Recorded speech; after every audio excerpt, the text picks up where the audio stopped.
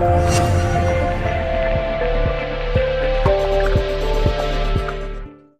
everyone, today we're going to compare Samsung's Galaxy Tab 3 311, that is the Wi-Fi plus 3G model, with Apple's iPad mini. We have with us the Wi-Fi only iPad mini. Samsung's Galaxy Tab was launched just a month back, while the iPad mini was launched way back last year. The iPad mini is almost at the end of its product cycle. Both the tablets are worlds apart in terms of build quality, the software they run, and the internals that they feature. Let's check out how they perform. The Samsung Galaxy Tab 3 follows the same design language as of the latest series of Galaxy phones, with a full plastic build and an aluminium-like plastic rim running around the device. The iPad mini, on the other hand, has a solid aluminium build, giving it a highly premium finish. In terms of dimensions, both the tablets have almost similar screen sizes, but the Galaxy Tab is taller, while the iPad mini is very wide because of the different screen aspect ratios. The Galaxy Tab has a 16:9 screen, while the iPad uses a 4:3 ratio display. In terms of weight, both the tablets are almost the same, with just 2 grams separating their weight. On the front of the tablet we have the display, above which we have the earpiece with the front camera on the right side of it and the ambient and proximity sensors on the left side of it on the Galaxy Tab 3. On the iPad mini we just have the front facing camera right in the center. Below the display we have a physical home button, flanked by capacitive touch keys on either side on the Galaxy Tab 3. On the iPad mini, on the other hand, we have an Apple home button with no other keys. The positioning of keys is slightly different on the two devices. The Galaxy Tab 3 has both the volume rocker and the power lock key on the right side, along with an IR blaster, while the iPad mini has the power lock key and a screen rotation toggle switch on the right side. On the bottom we have the micro USB port and microphone, along with dual speakers on the Galaxy Tab. On the iPad mini we have the lightning connector and 2 speakers on either side of it.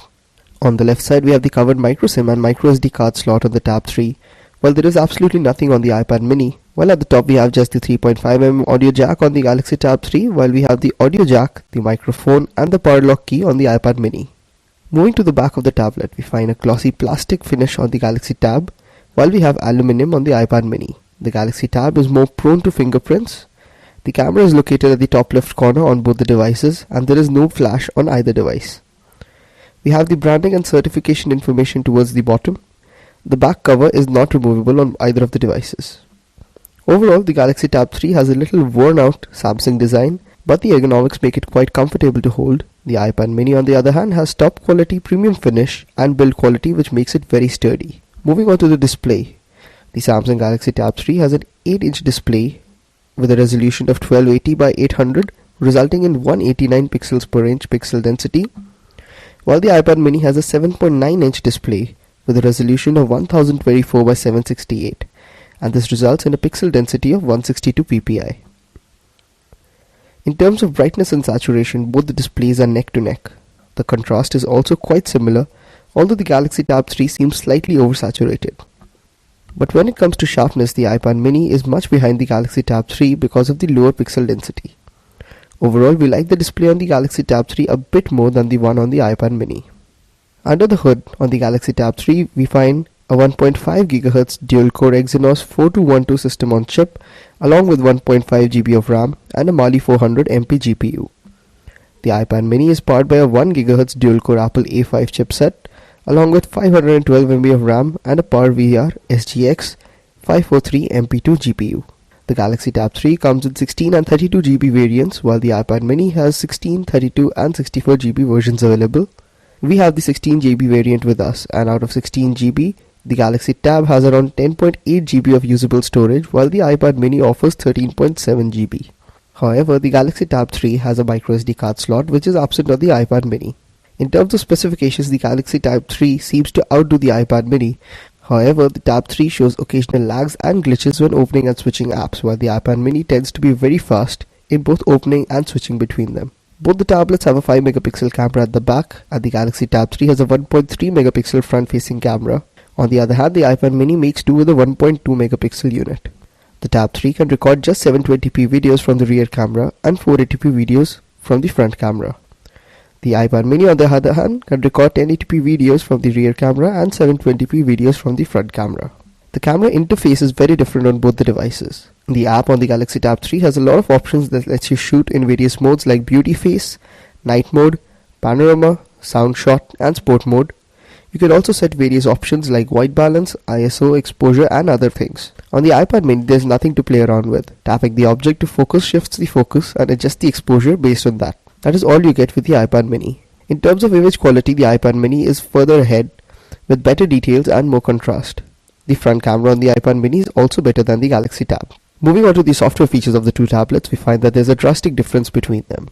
The Galaxy Tab 3 runs on Android 4.2.2 Jelly Bean with Samsung's TouchWiz UI on top of it. The iPad mini on the other hand runs on iOS 6 and is upgradable to iOS 7 when it will be available. Both the softwares are very different. The Galaxy Tab 3 has a lot of options that one can find in a typical Android tablet, with a notification bar allowing easy access to toggles, which is not there in the iPad. The Galaxy Tab has an application drawer where all the applications available are found, and this is absent on the iPad mini.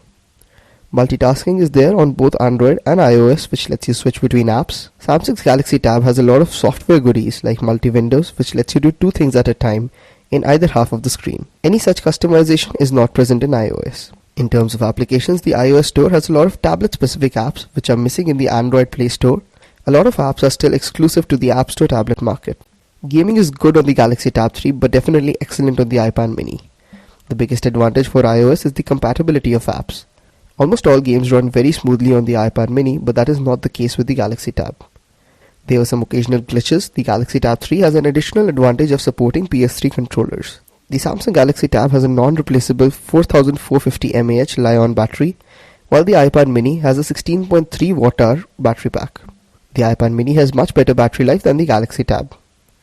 In terms of connectivity, both devices are equipped with features like 3G, Wi-Fi 802.11b GN and AC, and Bluetooth, while Wi-Fi Direct and micro USB MHL connectivity are exclusive to the Tab 3. The Galaxy Tab 3 Wi-Fi plus 3G variant retails for Rs 24,500, while the Wi-Fi plus 3G version of the iPad mini retails for Rs 29,900. The Wi-Fi only version is available for Rs 21,900. The extra 5,000 rupees for the iPad mini gets you a much better build quality device, better camera, better battery life, a better ecosystem, better performance, and especially gaming performance, while the cheaper Galaxy Tab 3 offers a better display and software features with more connectivity options. If you enjoyed our video, please do hit the like button and do not forget to subscribe to our YouTube channel. Thanks for watching.